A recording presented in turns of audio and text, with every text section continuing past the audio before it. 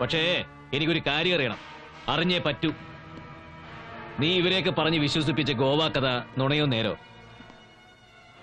പറയണം. നുണയാണ്. ആ, നീ ഗർഭിണിയാണോ? അല്ല,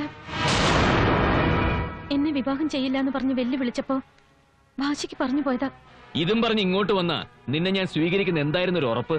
എനിക്ക് ഉറപ്പുണ്ടായിരുന്നു, കരഞ്ഞു കാല് പിടിച്ച് മാപ്പ് പറഞ്ഞാൽ ക്ഷമിക്കൂന്ന്. മാപ്പ്.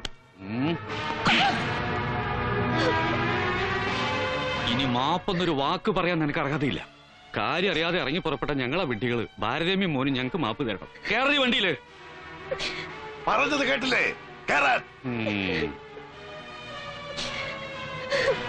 കല്യാണം വീട്ടുമുറ്റത്ത് എത്തിയിട്ട് മുടങ്ങിപ്പോകുന്നത് കുടുംബദോഷ.